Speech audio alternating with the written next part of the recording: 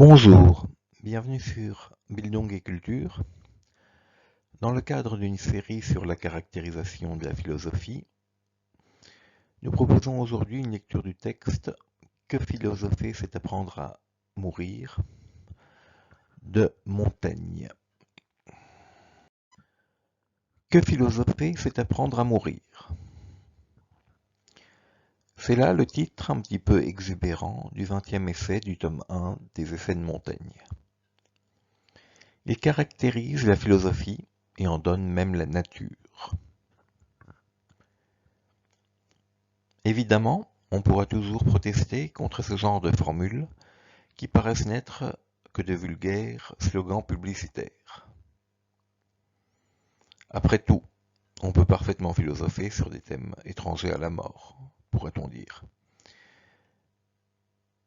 Si on philosophe sur la nature de la justice, par exemple, ce qui après tout est un des grands thèmes de la philosophie, on ne philosophe pas nécessairement sur la mort.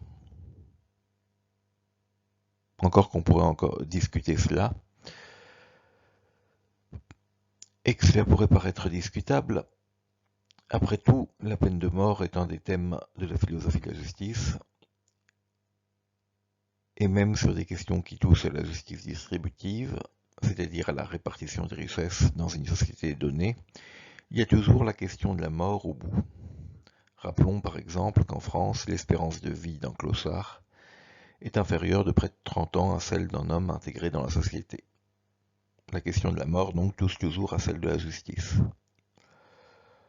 Mais bon, on pourra néanmoins dire que la question de la mort ne touche pas à l'épistémologie, la philosophie des sciences, qui après tout est tout de même aussi une philosophie. On fera remarquer également que la mort n'est pas un thème comme les autres.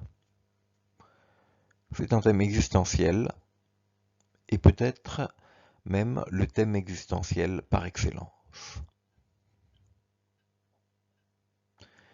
Mais c'est aussi un thème très difficilement inatteignable par la pensée. Moins d'un siècle après que Montaigne ait écrit son essai, le philosophe Spinoza pouvait écrire « Un homme libre ne pense à aucune chose moins qu'à la mort. Et sa sagesse est une méditation non de la mort, mais de la vie. » C'est qu'avec la mort, on touche à un problème que la pensée ne parvient pas à saisir complètement. Toute pensée est une pensée du vivant. Comment le vivant pourrait-il penser son contraire? Pour Spinoza, c'est impossible. Toute destruction et toute mort vient du dehors, et non de l'intérieur de la chose détruite. Mais c'est peut-être ce point précis que Montaigne discute dans son texte. L'extériorité et la non-extériorité de la mort à la vie. Alors que pour Spinoza, la mort constitue la limite infranchissable de la pensée, puisque pour lui toute pensée de la mort est une pensée relevant du premier genre de connaissance, de l'imagination donc, et de l'idée inadéquate et de la pensée triste, pour Montaigne au contraire, il s'agit de penser ensemble la liaison de la vie et de la mort. Mais est-ce là l'objet de la philosophie? Peut-être. En tout état de cause, une telle chose, le mourir et la mort, n'appartient pas au discours scientifique. La science peut bien déterminer comment un être est mort, mais non ce que signifie pour lui de devoir mourir. Il appartient à tout être vivant, et sa signification ne se laisse pas happer par le discours scientifique. Le fait est que la mort ne nous conduit pas à une connaissance scientifique. Elle peut éventuellement nous conduire à une sagesse.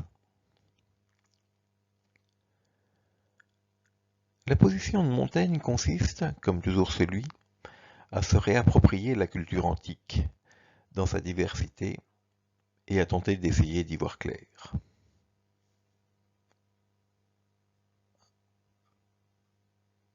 Montaigne fait ainsi se côtoyer, sans pour autant se contredire, des auteurs comme Cicéron, membre de la Nouvelle Académie, Sénèque, d'ordinaire rangé dans le stoïcisme, le poète épicurien Lucrèce, les poètes Virgile et Horace, Manilius, pour ne renvoyer qu'aux auteurs cités dans cet essai.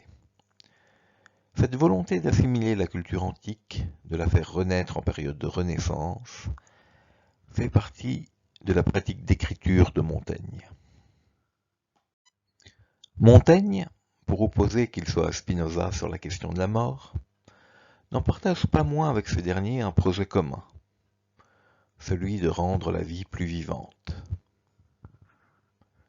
Pour Spinoza, la pensée de la mort est tristesse, et la tristesse ne rend certainement pas la vie plus vivante. Elle retranche de la puissance au contraire. Montaigne aurait sans doute été d'accord avec ce point de vue. En revanche, il n'admettrait pas que la mort soit inaccessible à la pensée. Il pensait au contraire que vouloir faire la pensée de la mort serait une part de lâcheté, tout simplement parce que la mort est là, inévitable. Il en vient à dire : qui apprendrait les hommes à mourir, leur apprendrait à vivre. La philosophie est de ce fait une façon de vivre, et de vivre dans l'acceptation de la mort. Cette acceptation est une forme de réalisme. La philosophie est acceptation de notre finitude. On trouve assez curieusement des passages qui sont proches de la méditation freudienne, dans Au-delà du principe de plaisir, dans le texte de Montaigne. Avant la vie, avant qu'on naisse, il y avait la non-vie, c'est-à-dire la mort. Freud en déduira l'existence d'une pulsion de mort, dans une démarche schopenhauerienne pessimiste. Cette idée d'un rapport avec le non-être est également présente chez Montaigne, qui en déduira l'exact contraire de ce que Freud en disait. Non pas l'existence d'une pulsion de mort mortifère, mais bien plutôt l'affirmation d'un principe de réalité presque joyeux. Montaigne dit ainsi : mais la nature nous y force. Sortez, dit-elle, de ce monde, comme vous y êtes entrés. Le même passage que vous fîtes de la mort à la vie, sans passion et sans frayeur, revêtes-le de la vie à la mort. Votre mort est une des pièces de l'univers. C'est une pièce de la vie du monde. Inter se mortales mutua vivunt, et quasi cursores vita lampada tradunt. Les mortels se prêtent mutuellement la vie. Tels les coureurs, ils se passent le flambeau de la vie. Lucrèce de natura rerum. Changerai-je pas pour votre belle contexture des choses? C'est la condition de la création. C'était une partie de vous que la mort. Vous vous fuyez vous-même.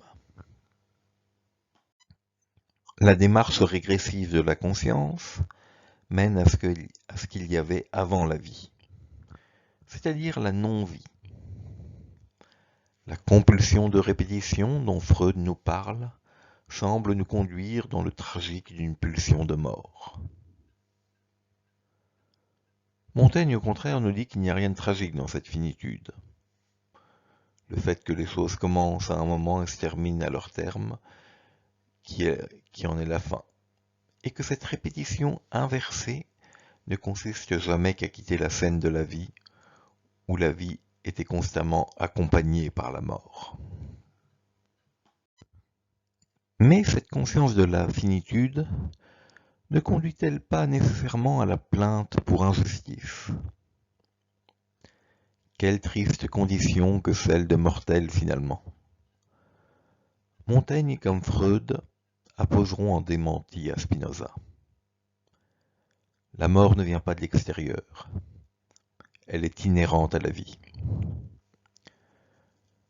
Cependant, là où le principe de réalité joue pour Freud comme quelque chose d'inacceptable, il est vécu comme juste par Montaigne, qui pousse l'argumentation de manière étonnante vers l'idée que la mort serait un cadeau. Il vient à dire